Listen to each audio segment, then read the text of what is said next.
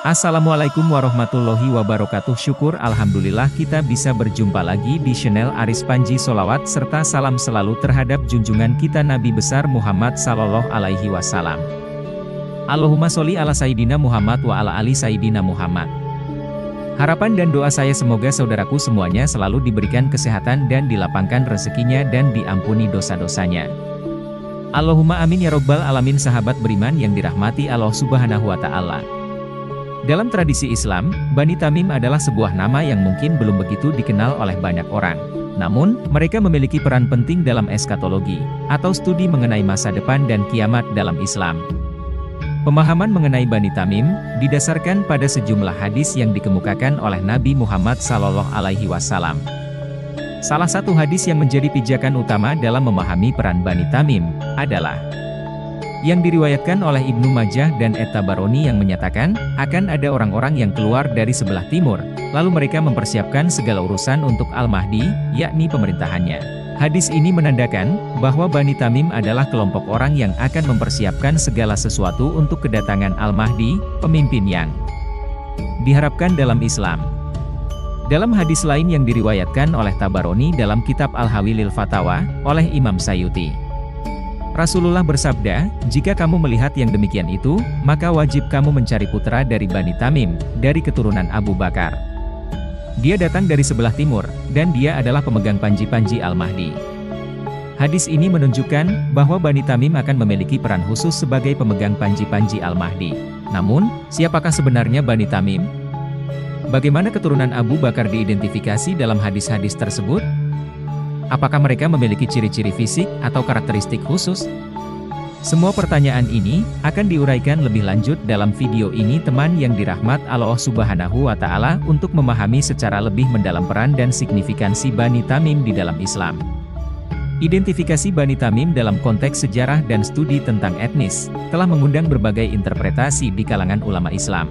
Di dalam beberapa hadis, seperti yang diriwayatkan oleh Ibnu Majah, menyatakan bahwa Bani Tamim adalah orang-orang yang akan mempersiapkan segala urusan untuk Al-Mahdi. Sementara menurut riwayat Ahmad, para pemuda dari Bani Tamim adalah yang paling jauh lemparannya kepada Dajjal. Ini menunjukkan bahwa mereka memiliki peran penting dalam persiapan kedatangan pemimpin besar tersebut, dan yang paling bersemangat memerangi Dajjal. Terdapat perbedaan pendapat di kalangan ulama, mengenai keturunan Bani Tamim. Sebagian berpendapat, bahwa Bani Tamim adalah kelompok yang berasal dari keturunan Abu Bakar al-Shiddiq, salah satu sahabat Nabi yang paling bisa dipercaya.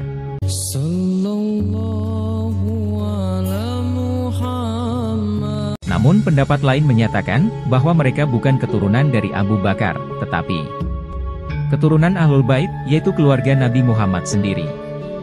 Dalam beberapa hadis, Bani Tamim digambarkan sebagai umat Islam yang paling gigih dalam melawan Dajjal, sosok yang di dalam eskatologi Islam dianggap sebagai sosok yang akan muncul menjelang hari kiamat. Hal ini menunjukkan keberanian dan keteguhan mereka dalam menjalankan ajaran Islam. Salah satu ciri khas Bani Tamim adalah bahwa mereka seringkali diidentifikasi sebagai orang dari timur. Ketika ditanya tentang asal mereka, mereka akan menjawab bahwa mereka berasal dari timur. Ini menunjukkan bahwa Bani Tamim memiliki akar etnis yang terkait dengan bangsa-bangsa di sebelah timur, jika sedang di wilayah Arab. Pemahaman lebih lanjut mengenai Bani Tamim dan peran mereka dalam Islam, akan membantu kita mengidentifikasi kelompok ini, dan upaya apa saja dalam persiapan dan perlawanan terhadap peristiwa akhir zaman. Selanjutnya, kita akan mendalami tanda-tanda fisik dan karakteristik pemuda Bani Tamim. Dalam hadis-hadis yang berkaitan dengan Bani Tamim, terdapat deskripsi mengenai tanda-tanda fisik dan karakteristik pemuda Bani Tamim yang menjadi sorotan. Meskipun tidak semua hadis memberikan deskripsi yang sama, beberapa ciri umum dari pemuda Bani Tamim dapat diidentifikasi. 1. Pemuda Bani Tamim digambarkan memiliki tubuh yang sederhana, tidak terlalu besar atau berotot. 2. Dalam beberapa hadis, disebutkan bahwa pemuda Bani Tamim memiliki janggut yang pendek namun rapi. 3. Ciri khas lain adalah kumis yang melingkar, yang mungkin mencerminkan kebersihan dan tata rias mereka. 4. Pemuda Bani Tamim digambarkan sebagai individu dengan postur yang sedang, tidak terlalu tinggi atau rendah. 5. Kulit mereka biasanya digambarkan sebagai sawo matang, yang mencerminkan keragaman etnis di dalam kelompok Bani Tamim. 6. Beberapa hadis menyebutkan bahwa mereka memiliki gigi yang sedikit menonjol, seperti sulah atau gingsul. 7. Hidung pemuda Bani Tamim digambarkan sebagai hidung yang agak mancung, namun tidak terlalu panjang seperti orang Timur Tengah. 8. Salah satu ciri khas yang disebutkan dalam hadis adalah adanya tanda bulat kembar di kaki, yang dianggap sebagai simbol yang penting. 9. Beberapa hadis juga menyebutkan adanya tanda di atas kepala pemuda Bani Tamim yang berbentuk garis lurus. Meskipun deskripsi tersebut mungkin terasa sangat spesifik, penting untuk diingat bahwa hadis-hadis ini merupakan bagian dari tradisi Islam yang digunakan sebagai pedoman dalam mengenali pemimpin masa depan, yaitu Al-Mahdi. Dalam pemahaman eskatologi Islam, pemuda Bani Tamim akan memegang peran penting dalam memimpin umat Islam menuju keadilan dan kebenaran pada akhir zaman. Dalam bab-bab berikutnya, kita akan membahas lebih lanjut tentang asal-usul perkataan Jawi dan bagaimana Bani Tamim terkait dengan perubahan bahasa dan tulisan di Jawa. Di dalam perjalanan sejarah, terdapat hubungan antara Bani Tamim dan istilah Bani Jawi, yang memiliki akar menarik dalam budaya dan bahasa di Indonesia dan wilayah sekitarnya. Istilah Jawi sendiri memiliki asal-usul yang menarik dan berkaitan dengan sejarah peradaban Islam di Indonesia. Pada kurun ke-15, Kerajaan Majapahit mengalami kejatuhan, dan seiring dengan itu, silsilah telusur Prabu Brawijaya berakhir. Pada saat itu, para wali sembilan, seperti Sunan Ampel, Sunan Bonang, dan Sunan Giri, memainkan peran penting dalam memperkenalkan Islam di wilayah ini. Kemudian Raden Fatah dipilih sebagai pangeran pertama Kesultanan Islam Demak, yang menggantikan Kerajaan Majapahit.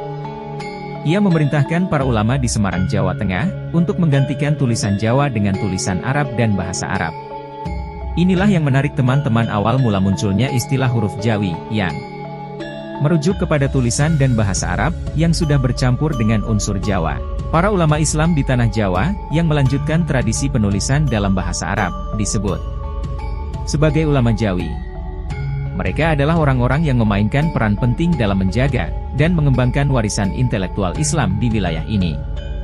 Ulama Jawi ataupun Bani Jawi mengingatkan kita pada peran besar yang dimainkan oleh Bani Tamim dalam menyebarkan ajaran Islam di wilayah timur. Keterkaitan antara istilah Jawi dengan peradaban Islam di Indonesia dan Malaysia menggarisbawahi pentingnya Bani Tamim dalam memperkenalkan Islam di wilayah ini. Secara sederhana dapat kita pahami bahwa Bani Jawi yang mencakup penduduk Indonesia dan Malaysia adalah Bani Tamim yang sudah kawin campur dengan penduduk lokal. Mereka inilah keturunan dari Abu Bakar As-Siddiq. Istilah Jawi yang digunakan dalam konteks bahasa dan tulisan di Jawa menjadi tanda penghormatan terhadap perubahan budaya yang didukung oleh para ulama Islam, termasuk Bani Tamim, yang memainkan peran penting dalam transformasi ini.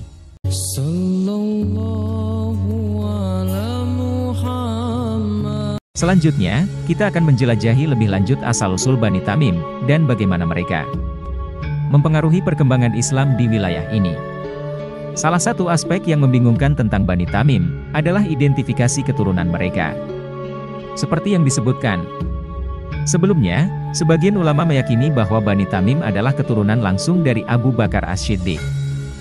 Namun, ada juga pandangan lain yang menyatakan bahwa Bani Tamim bukanlah keturunan Abu Bakar, tetapi berasal dari Ahlul Bait, yaitu keluarga Nabi Muhammad.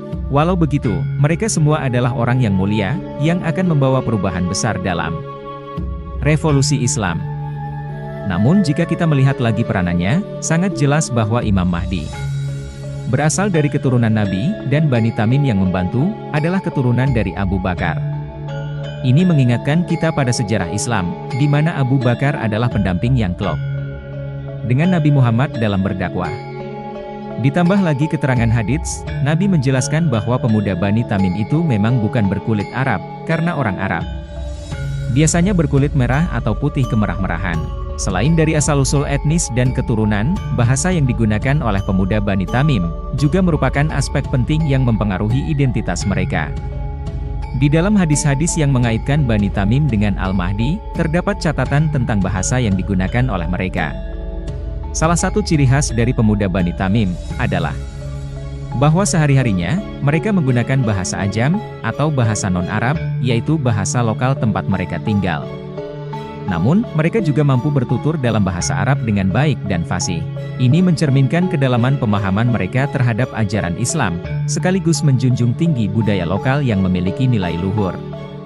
Dan hal yang demikian, banyak kita temukan di Indonesia, para penghafal Al-Quran, dan para santri sangat mahir berbahasa Arab sekaligus berbahasa daerah. Bahasa merupakan sarana komunikasi yang penting dalam menjalankan ajaran Islam. Kemampuan pemuda Bani Tamim untuk berbicara dalam bahasa Arab sekaligus bahasa lokal, mengindikasikan kemampuan mereka untuk memahami dan menyampaikan pesan-pesan agama kepada umat. Pemahaman mengenai bahasa pemuda Bani Tamim adalah penting, di dalam memahami cara mereka menjalankan peran penting mereka melakukan persiapan kedatangan Al-Mahdi dan melawan Dajjal.